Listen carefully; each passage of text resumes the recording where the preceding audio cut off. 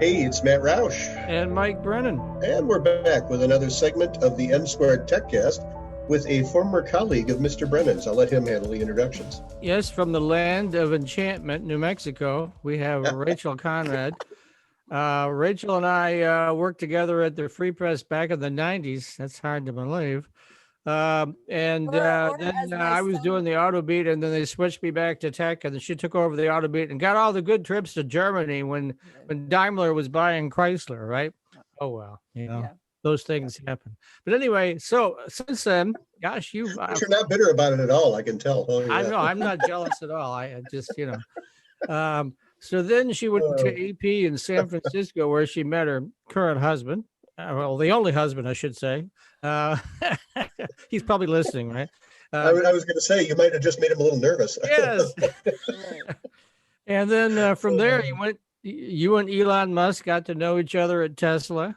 Wow. Right. Okay, cool. And you were I think the first PR person at Tesla, weren't you? If I recall. I'm not sure I was the first, but I was definitely the only one while I was there.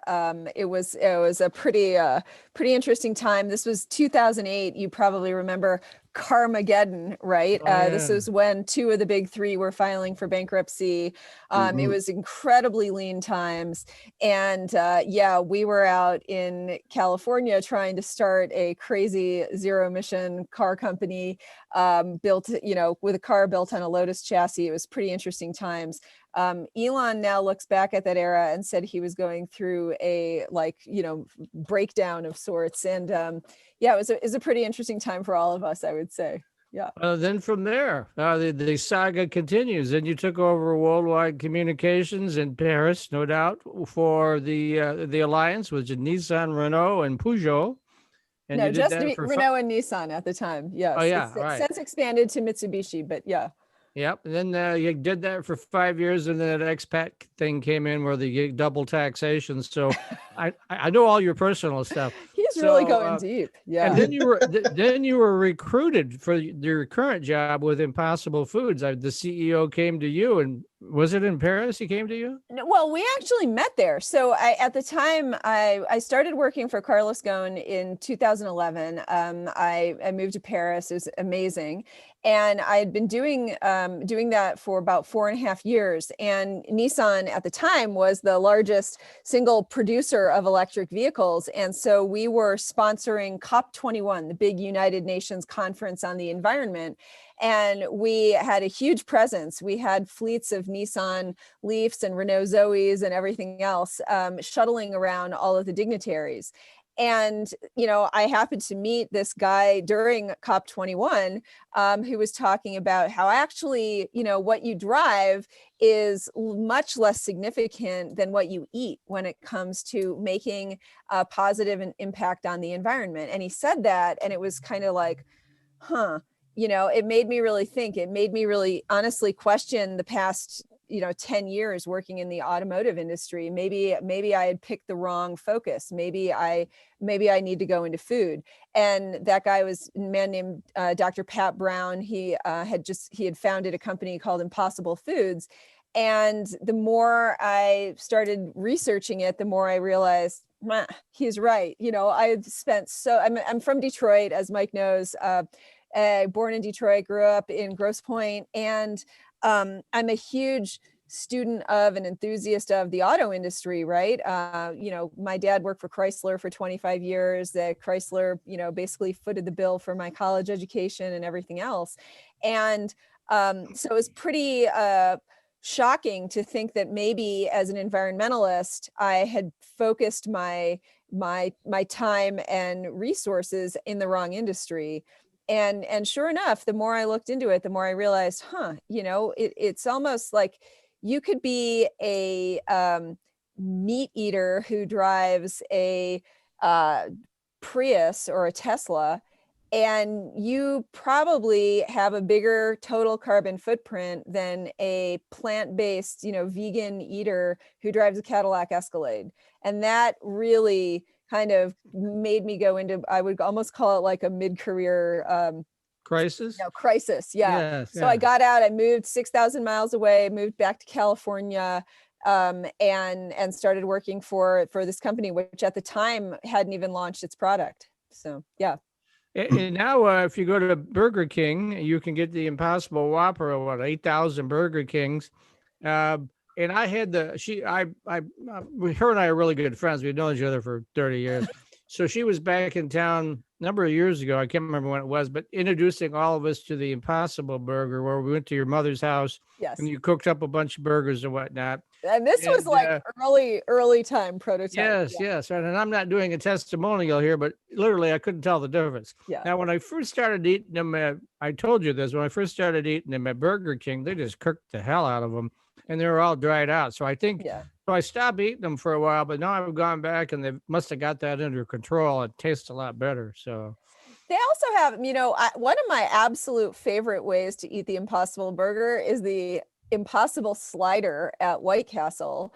They do a great job. And, you probably know this about Burger King. They cook everything on a flame broiler, right? So everything goes through the flame broiler at the same pace. Whereas at White Castle, they make them right there, hot to order on a separate grill. And, there's someone back there cooking them and they'll get them to you however you ask. There are also some places like Cheesecake Factory and Red Robin and others that will actually ask you, do you want that rare, medium rare, medium? So you can get it any way you want. But now you need to just go buy it at Kroger. You can get it at Kroger, Trader Joe's, Walmart, Target, a lot of places. And then you can cook it at home and you cook it exactly the same way you cook ground beef from cows. Just, throw it in your lasagna, your chili, whatever you want, not just burgers. So you can go well beyond burgers and cook it at home. It's really fun. Okay, so what has been sort of the evolution of this in terms of other products? Are you getting into other products besides just burger now? Yeah, absolutely. So make no mistake, the goal of this company is to replace every animal that is currently in the food system. So you're talking steak, chicken, fish, milk, everything. We launched with ground beef because that is because cows are far and away the most destructive animal on the planet. Like the most dangerous invasive species on the planet is actually not the murder hornet, it's the cow. And so that's why we started there. And about half of all of the beef in America is sold as ground beef. So it made sense to start there. But we've also just launched earlier this year, Impossible Sausage. You can get that at any Starbucks, by the way, in the Impossible breakfast sandwich. It's really good. And our intention is, like I said, to develop a full range of products. So, you can have Impossible pork and milk and chicken and fish and everything else. So I remember way back when, this was back in the early 2000s when they dedicated the Next Energy Center in Detroit. They had a Coney dog line there, because they wanted to do all Detroit foods. And they had vegan hot dogs. Yeah, interesting. And there's absolutely nothing natural about a hot dog anyway, it's all pumped full of artificial color and artificial flavorings and, food coloring and all that stuff. So, and when you boiled it and then put Coney sauce on it and onions and mustard, I couldn't tell the difference. Yeah. And that was even back then. That was a long time ago. It's true. I mean, that said, we don't want to make products that are just good enough for vegans or vegetarians. Like that's a very low bar, to be honest. And frankly, vegans and vegetarians, they're only about 3% of the US and the world market. They're already doing the right thing by way of the environment, right? Like they're already eating with a low carbon footprint. So if everyone were already doing that, this company would not exist. I might hopefully be back in Paris, maybe not working for Carlos Ghosn, but you know what I mean? Yeah. And maybe I'd be back in Detroit. I love Mary Barra, but yeah, I mean, we are really trying to satisfy the hardcore carnivore, the hardcore meat lover, the person who eats meat from animals a couple of times a day, who just can't even imagine his or her life without that pleasure. That's a really high bar. And so we actually, we don't market, I don't communicate to vegans and vegetarians. It's really all about converting the true carnivore, because that's the person who needs, who needs something better, both for the planet, but also, zero cholesterol, zero antibiotics, zero hormones, zero trans fat. They're looking for the change. So what is the technology behind Impossible Burger? I mean, it's when you tell people you've got a plant-based meat product, they all think of all that stuff that we had a long time ago that tastes like cardboard. Yes. So how do you what's the technology behind that?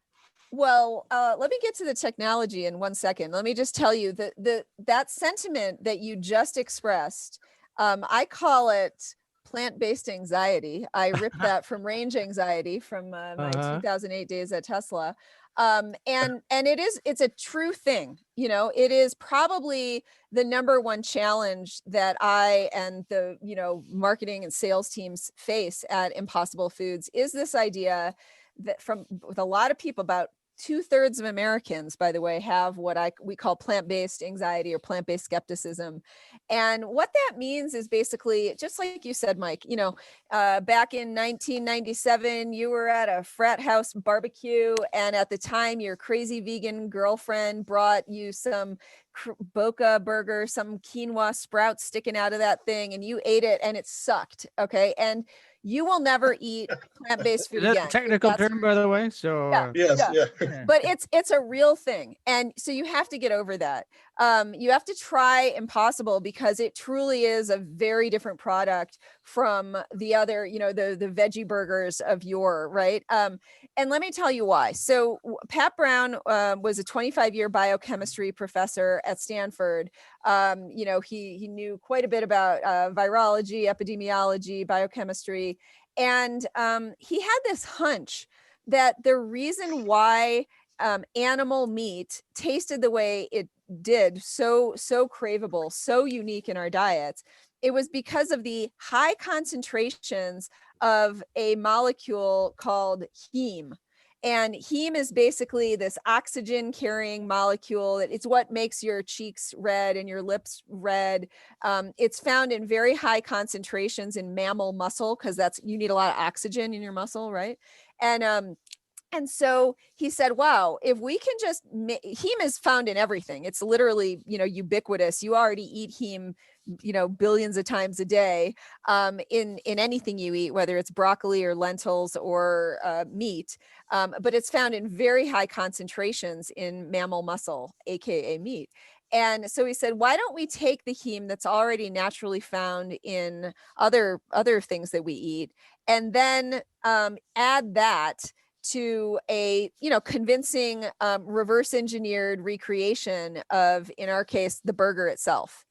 And so that's really the secret sauce, is the heme that we use to make our product. And we're the only ones who do that.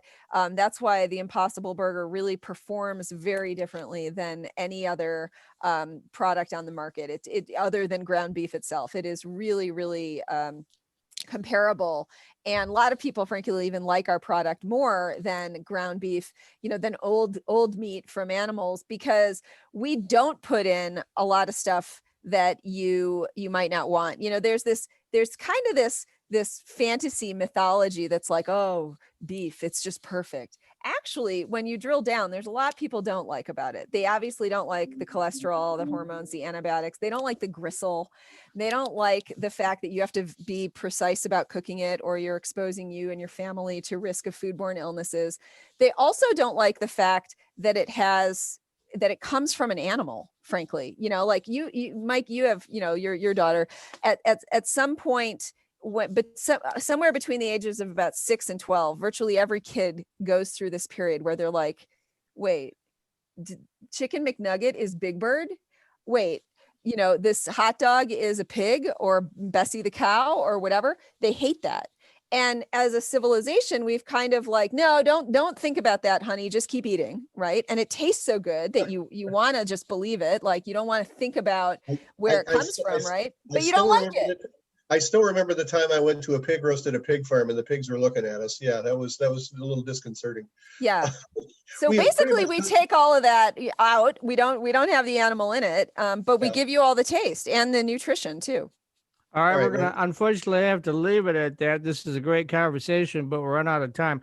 Now, if folks want to find out more about Impossible Foods, what's the website address? I'm assuming it's the same name, right? Yep, impossiblefoods.com. And again, you can get it at Kroger, Trader Joe's, Target, Walmart, wherever you shop. It's usually in the meat aisle, so just look for the package right next to your favorite ground beef from cows.